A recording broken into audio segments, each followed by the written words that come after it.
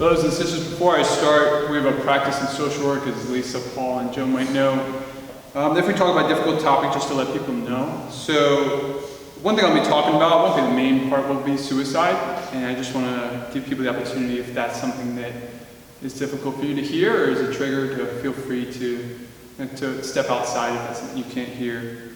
But no judgment if that is something that's difficult, because I understand it touches people in a deep way. The readings today, reading the first two readings as well as the responsorial psalm, really touched me in many ways. And I just want to read you some lines from those readings that I think can all be summed up in the verse, "The Lord is close to the brokenhearted." So here's some lines. "He hears the cry of the oppressed. The Lord is not deaf to the wail of the orphan, nor to the widow when she pours out her complaint. The prayer of the lowly pierces the clouds, judges justly. The Lord hears the cry of the poor. The Lord redeems the lives of his servants, and no one incurs guilt who takes refuge in him." I just see a common theme through that, as being the Lord is close to the brokenhearted.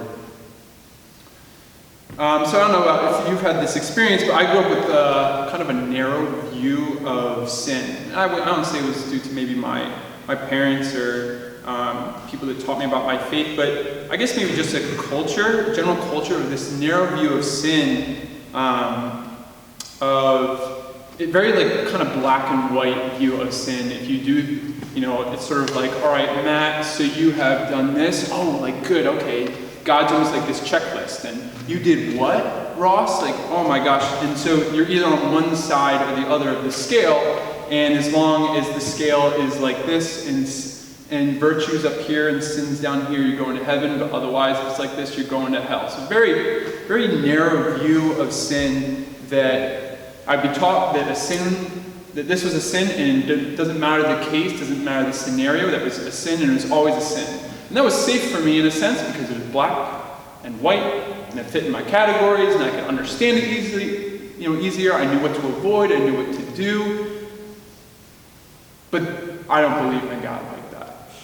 God is not black and white, he works in the gray. Because life is messy, as we all know. We all struggle with sin, and we all have, our difficulties. I believe in a God that works in the gray. He's not a checklist God, he's a God of love. I was at 2 or 3 weeks ago, we had a vocation weekend, guys looking at joining our community. And I met a guy named Tony there who was frankly in a really difficult spot. We went on a walk, and he starts telling me about, for the past 4 years, he's fallen into a deep, deep depression because he's struggling with his belief in God. And he's not sure he believes in God. He said he's studying his faith in all his free time. He would come up with an answer to his doubt, and immediately he would have a rebuttal to that, another doubt, and just over and over and over again. And he was so broken because he was struggling in his doubt. He's convinced that he's going to hell because he struggles in his belief in God. This same guy said to me during our hour and a half long conversation things like, "I want nothing but to live a life of virtue, and all I feel like I'm living in is a life of sin." He said to me, Mike, I would give my right arm to believe in God. And as we're talking about 4 years of just intense doubt, here's a grown man in tears over his struggle with doubt, saying that he thinks he's going to hell because he doesn't believe in God. Now, in one sense, we're taught that you must believe in God to go to heaven, right? Maybe we've heard that message before. But I said to him, Tony, I don't believe in a God that says, if you're willing to give your right arm to believe in him, I don't believe that God's sending you to hell. I don't believe that God would send a man to hell that says, I want nothing but to live a life free of sin and to live a life of virtue. I don't believe in that. I don't believe in a God like that. I believe in a God that understands the struggle, that wants to enter into our struggle, that wants to enter into Tony's struggle of living a life of sin, and say, I get that. I understand your struggle.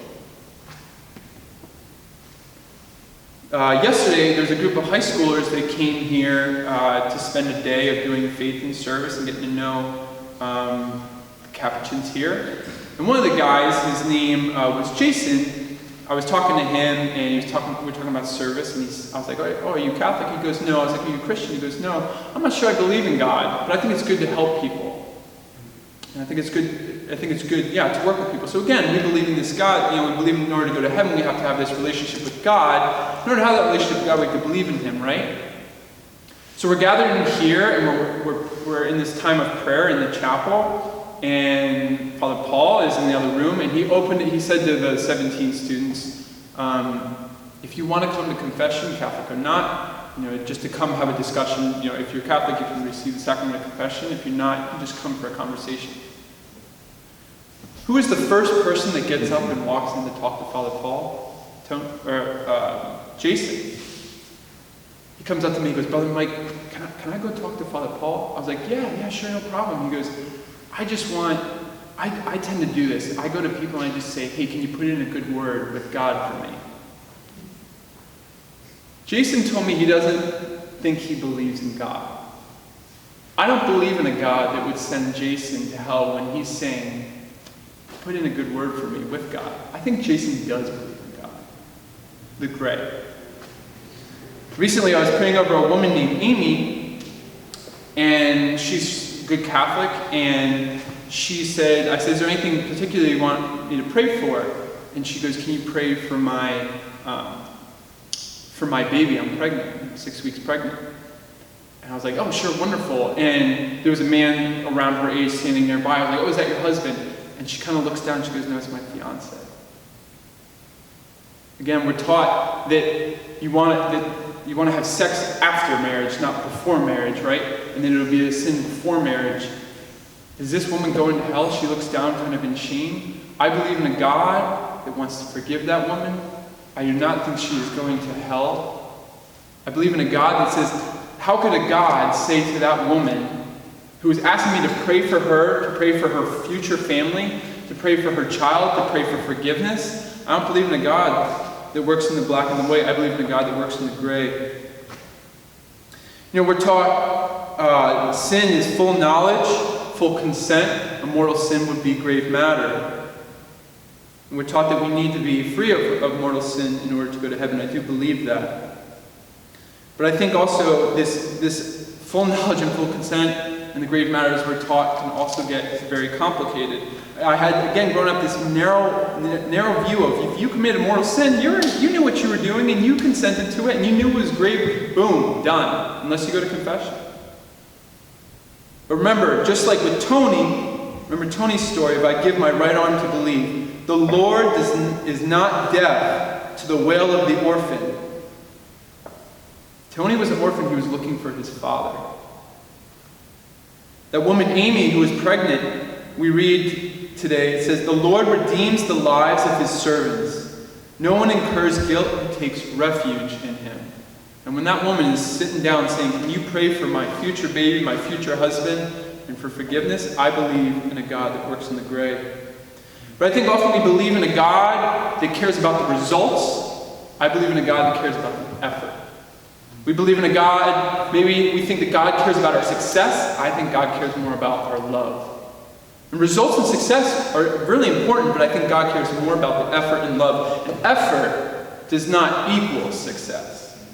God knows this. God knows this.